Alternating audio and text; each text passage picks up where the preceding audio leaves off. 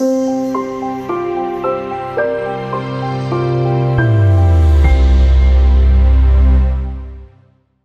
que se haga o no se haga en la educación tiene efectos enormes sobre el ejercicio de los derechos civiles, de los derechos políticos, y es tarea de la sociedad en su conjunto velar para que cada uno de sus miembros pueda efectivamente ejercer sus derechos.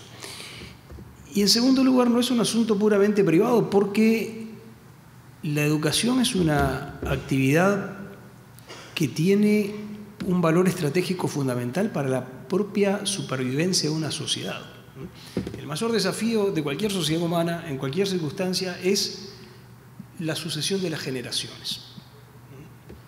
Podemos hablar los uruguayos de cómo era la sociedad uruguaya en 1850 y cómo es hoy, y hablamos de la sociedad uruguaya como si fuera una y la misma cosa.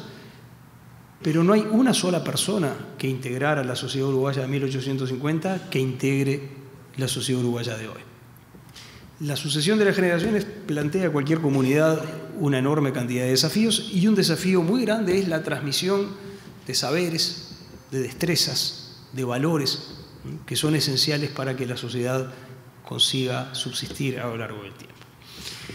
Todo esto significa que el Estado, un Estado democrático, tiene legitimidad para imponer ciertas obligaciones y deberes en materia educativa.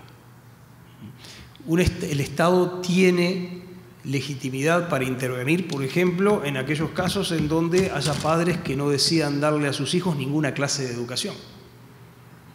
De modo que cuando lleguen a la vida adulta ni sean capaces de ejercer ciudadanía, ni sean capaces de asegurar su propio sustento, ni sean capaces de tomar decisiones mínimamente racionales sobre el curso de su propia vida. El Estado tiene legitimidad para intervenir allí donde se utilicen medios educativos que violen derechos fundamentales de las personas. Efectivamente tiene capacidad para intervenir. De modo que la libertad de enseñanza no es aquella situación en donde cada uno hace lo que quiere y el Estado no tiene nada para decir. La libertad de enseñanza tiene que ver con la capacidad que tiene la gente de elegir las maneras y los caminos por los que va a satisfacer las exigencias que legítimamente pone el Estado. Los padres estamos obligados a asegurar ciertos mínimos en materia educativa respecto de nuestros hijos. Pero no estamos obligados a hacer eso de una única manera. Y mucho menos estamos obligados a hacerlo de la manera que le parezca mejor a quien circunstancialmente ejerza el gobierno. Tenemos que cumplir con ciertas exigencias mínimas, pero reclamamos y nos importa ejercer una gran capacidad de decisión respecto de los caminos a recorrer para cumplir esas exigencias. De modo que la libertad de enseñanza es un concepto en tensión con otro concepto que es el de la legitimidad del Estado para imponer algunas obligaciones. Lo segundo que quiero observar es esto: la libertad de enseñanza es como una moneda, es un concepto con dos caras. Dos caras que a veces se nos mezclan, pero que es bueno distinguir claramente. Utilizando el lenguaje de la teoría económica, uno puede llamar a esas dos caras la libertad de oferta y la libertad de demanda educativa. La libertad de oferta educativa es la libertad que tienen los particulares de abrir escuelas, crear métodos pedagógicos,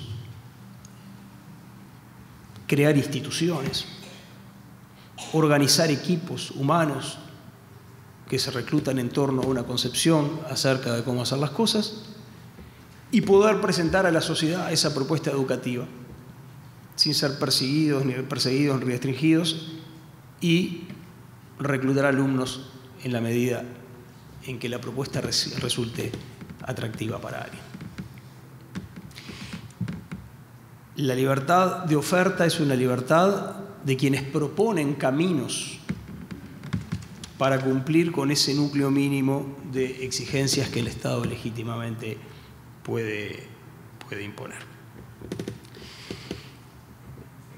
Y la libertad de demanda es la libertad que tienen los padres, las familias, cuando se llega un poco más adelante en la vida, los propios alumnos, de elegir entre diferentes orientaciones, diferentes métodos, diferentes caminos para satisfacer esas exigencias mínimas que legítimamente puede imponer el Estado. Parecen la misma cosa, pero no son la misma cosa. Hasta tal punto no son la misma cosa que es posible imaginar situaciones donde haya una de ellas, pero no la otra. Imagínense, por ejemplo, una sociedad en donde haya una total libertad de oferta educativa. Cada uno puede fundar escuelas, puede crear métodos, puede definir orientaciones educativas, articular contradicciones, y todo eso es aceptado por el Estado y es reconocido por el Estado. Ahora, luego de eso se organiza un gran sorteo y los alumnos se distribuyen entre esa variedad de escuelas según los resultados del sorteo. Y si una familia dice, no, mire, esa no es la clase de educación que a mí me gustaría darle a mis hijos, la respuesta es, lo siento mucho, eso es lo que salió en el sorteo. Habría en esa situación hipotética, a los que nos dedicamos a la filosofía nos gusta imaginar cosas muy locas que no es que vayan a pasar, es que ayudan a razonar un poco. ¿Habría en esa situación hipotética libertad de oferta? Sí. Puede haber la más estricta libertad de oferta. Lo que no hay es libertad de demanda. Lo que no hay es la libertad de las familias de decidir entre este abanico de opciones la que mejor se ajusta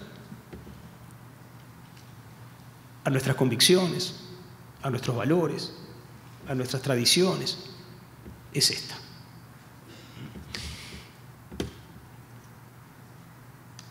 Son dos cosas distintas, son dos cosas necesarias.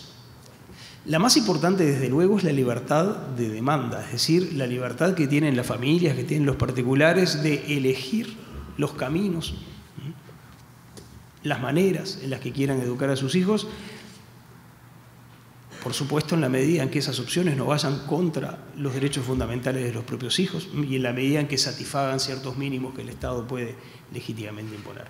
La libertad de oferta es una condición para que pueda haber libertad de demanda. Una de las maneras en las que la libertad de demanda desaparece es cuando hay un monopolio, cuando se ofrece una única manera en la que es posible satisfacer las condiciones que pone el Estado. Entonces, para que haya verdadera libertad de oferta, y la libertad de oferta, yo no quiero entrar ahora en estos detalles, pero es un concepto complicado que no solo implica la posibilidad efectiva de diseñar distintas propuestas educativas, sino la posibilidad real de acceder a ellas. Y eso supone toda una serie de condiciones que tienen que cumplirse. Si no hay esa libertad de oferta, entonces la libertad de demanda se vuelve puramente ilusoria. La libertad de oferta, vista desde el punto de vista de las familias, es una libertad que tiene un valor instrumental. Tiene un valor en sí mismo para los profesionales de la educación, para los docentes, para los fundadores de escuelas, cuya realización personal, cuya realización profesional puede estar asociada a la posibilidad de poner en marcha un proyecto educativo con el que se sienten fuertemente identificados. Todo esto suena extremadamente abstracto, general y con muy poca relación con la realidad que nos toca vivir a los uruguayos. O al menos eso parece. Yo les sugiero que lean con atención el artículo 68 de la Constitución de la República, que es el artículo que consagra, de muy hermosa manera además, la libertad de enseñanza. El artículo tiene 3 incisos. El primero dice, de manera general, queda garantida la libertad de enseñanza. Y luego, el segundo inciso dice, la ley reglamentará la intervención del Estado al solo efecto de mantener la higiene, la moralidad, la seguridad y el orden públicos. Este es un inciso que protege la libertad de oferta. Usted puede ofrecer la clase de educación que quiera y el Estado solo velará para que la clase de educación que usted ofrezca no pase ninguno de estos límites fundamentales. Y el tercer inciso dice: todo padre o tutor tiene derecho a elegir para la enseñanza de sus hijos o pupilos los maestros o instituciones que desee. O sea, está consagrando la libertad de demanda. Esto que parece tan abstracto es exactamente lo que dice el artículo 68 de la Constitución, un hermoso artículo que, curiosamente, cuando uno mira la práctica real en la historia educativa uruguaya, percibe que ha sido aplicado solo de una manera muy incompleta. Muchas gracias.